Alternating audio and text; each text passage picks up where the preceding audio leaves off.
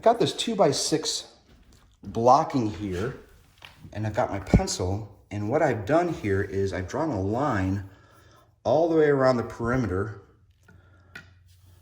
of the bonus room at 5.5 inches, which is the size of a 2x6. And you'll notice I've got the line, you can barely see it. Here's a good picture of it right here at the bottom, and it goes all the way around the perimeter. And the reason why I've done that is going to be my stopping point for when I use my roller to roll on the paint and primer on the walls. If you remember, I've got 3/4 inch hardwood floors going on. The base molding is 5.25 inches. So that gives you 6 inches. And then I've got a 1/2 inch spare because it's 5.5 inches there. So when I roll my paint, I'll be able to go right down to that line and stop. And then the finished product is going to be above that. So you won't see that. So it's more of a stopping point so my roller doesn't hit the ground. I know how far I need to go down without having to worry about it later on and come back and touch that up if I happen to be short. So that's a good habit that I've gotten into, trying to estimate where the paint needs to end. So it also helps where if I've got screws underneath that 6-inch point or 5.5 inch point, I don't need to put joint compound on them. So you'll notice here there's 1, 2, 3, just 4 screws in this one alone. So that's less joint compound I have to use, less effort. So that's going to be a little bit of a time savings. You can see it clearly on this one too. So that's why we do that. And if there's any more tricks up my sleeves I can share with you, I certainly will. So I've got this bucket that I added some more joint compound into. I already put a little bit of water in there, so I'm gonna mix this up a little bit. It looks like I may need a little more water, but I'm gonna show you how this works. Try to do this one-handed, but I got my drill here with the mixing bit on it. And all I'm gonna do here is kind of straddle this thing. I would normally be using 2 hands, but we'll mix it up here and show you how that works. So you just turn this on.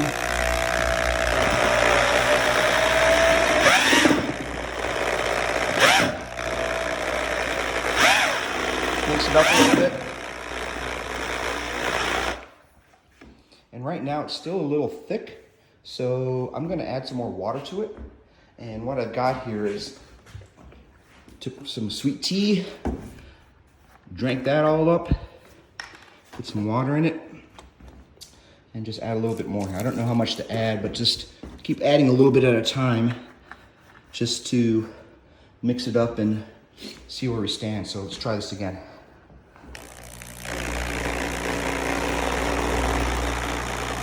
It's definitely starting to thin out.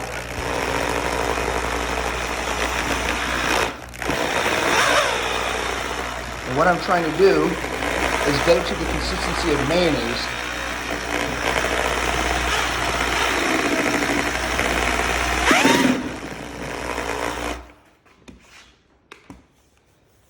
Just enough where it almost runs off.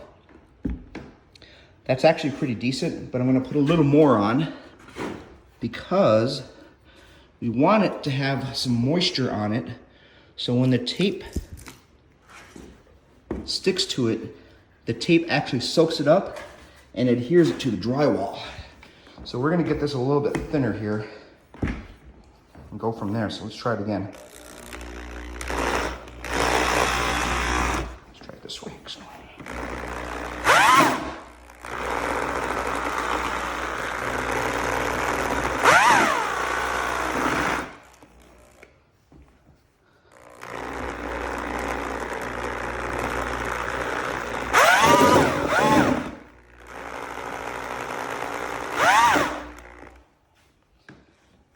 I think that's gonna do it right there. So we're gonna try this out. I'll let you know how it goes shortly. So we have started putting joint compound in the closet on the drywall and in the screw holes. And I am glad I started in the closet because there are some mistakes that are being made. And hopefully I'll get better as I move back into the bonus room. But here's one of them right now.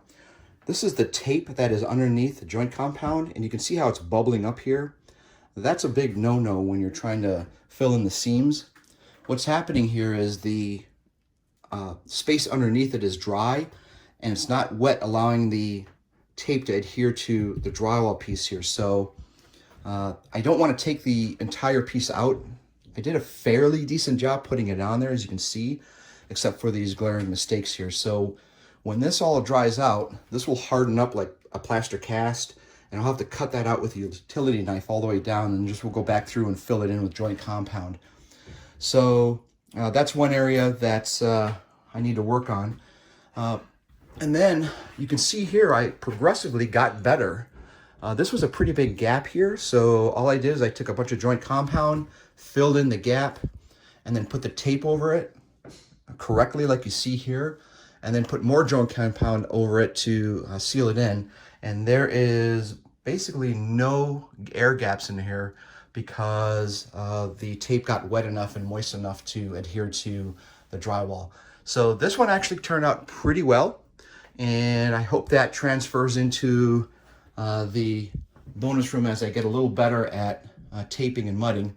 And then all we did here is we filled in some of the holes for the drywall screws on this back piece. So the only other thing I want to show you is this particular joint compound, Proform Light Blue. It's a good joint compound, but it dries much quicker than your traditional standard joint compound.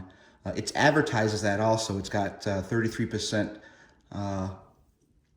less material in it, and which means it's gonna basically evaporate and dry up quicker when it's on the walls. So what I'm gonna do on the next one, after I go through this bucket, is I'll probably go back to the standard drywall compound, and then that'll give me a little more time to work with it as it gets set up on the walls and try to clean it up as I make mistakes. So that's where we're at, but it's going well, and we'll continue on our way here. But I'm going to call it a night here as it's starting to get dark again, and go from there. So until next time.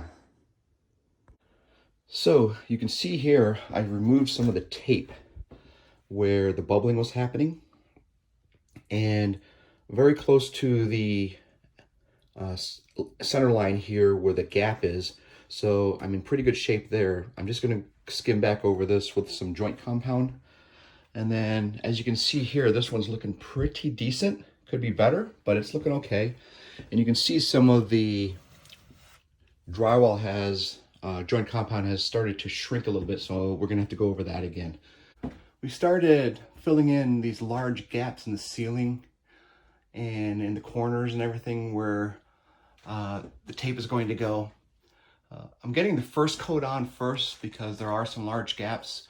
So it's going to be messy and it doesn't look great, but at the same time, I'm not worried about that because we'll just lightly sand that down, and we've got probably 2 or 3 other coats to put on anyways. And then I've also started filling in some of the nail holes, as you can see on the wall here. And got the screw holes starting to go in. You can also see up in the ceiling there, I've hit those gaps that were there.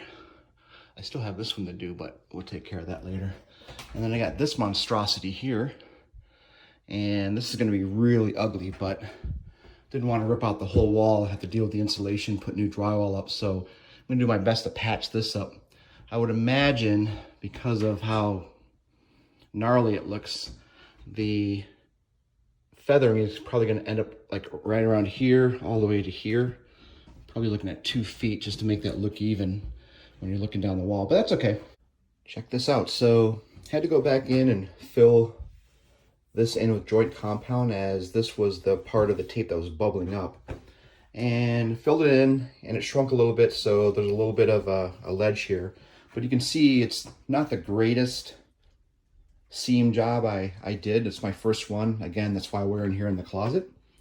So I'm going to spend some time in the closet here and sand that down, and then we're going to go over it again with a nice wider joint compound seam.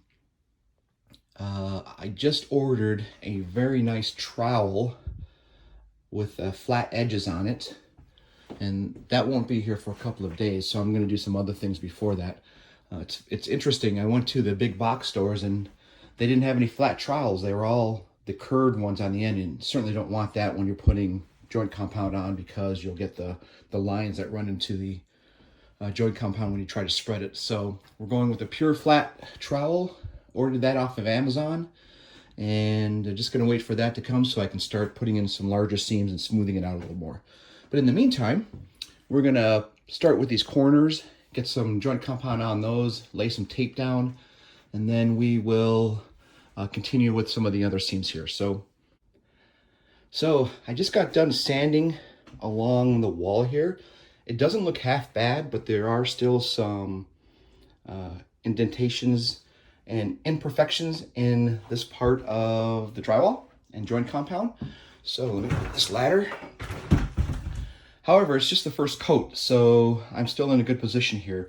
So once I get my trowel, I'm going to come in with a wider coat, probably be about 12 inches here, and we'll just smooth that out. We'll sand that down a little bit, and then we'll do one more final coat to get the third coat on there. I also sanded this seam down, and actually this doesn't look half bad either.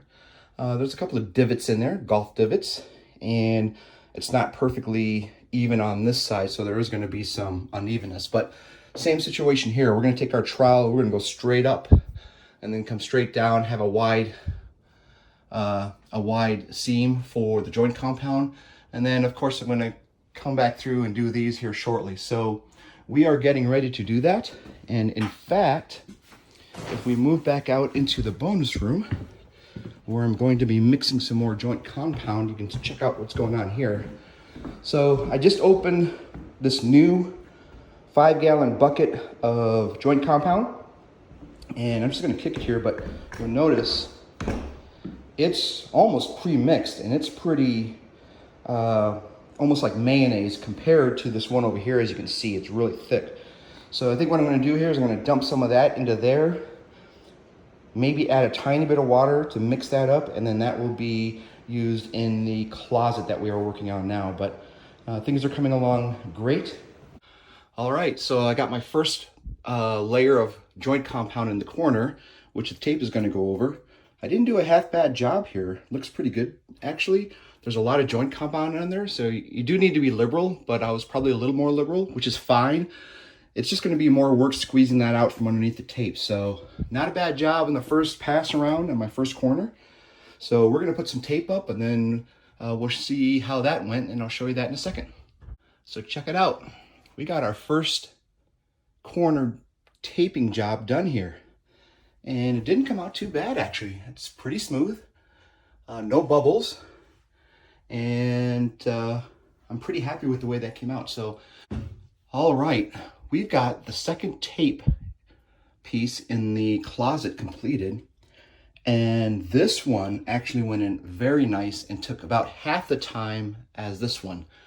Total for putting the tape on and the joint compound on was probably about 10 minutes. It was my first time I've ever done that in a long time, and it turned out pretty well. This one took about 5 minutes. Part of that is the learning curve is getting better, and my confidence is getting better too. So this one turned out really nice, and we're just going to continue going on here.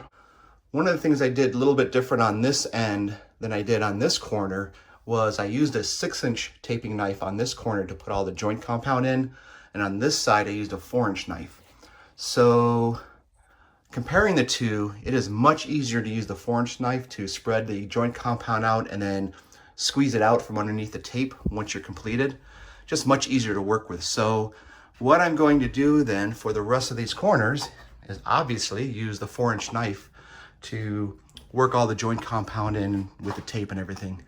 And then we'll go from there. So until then, so we have completed all of the taping in the closet in the bedroom, which is a fantastic milestone. So you can see we've got it in the corners. I finished the top here along the back part of the closet. We also did the ceiling, and you can see, or maybe it's tough to see, but it is pretty gnarly and nasty. So I'm going to be spending a lot of time fixing that and sanding it down. The two pieces that butted together are just really tough and rough, and I don't think I cut them back enough to get a smooth enough joint. So we're gonna have to spend a little bit of time putting some more joint compound on that and then sanding it down and getting it flush. But it'll get there. I'm not too worried about it. And then you can see here on the back side here, got the tape on the ceiling and this joint here, so that worked out pretty well. Looks pretty clean. And then on the front, you can see the tape along the ceiling and the two joints here. You can even see the different shades of the joint compound that is still drying because I just put it up there. But overall, it came out pretty good, and the corners and these butt joints are pretty smooth. And of course, around the corner here, we've got the narrow strip here that we put in. And then at the top on the ceiling, and everything looks pretty good there. So we are going to continue on and probably finish the bonus room taping first, and then we'll come back and sand everything down and then get ready to paint. So I think we're gonna close this one out and we'll move on to the next set of videos. And until then, peace out.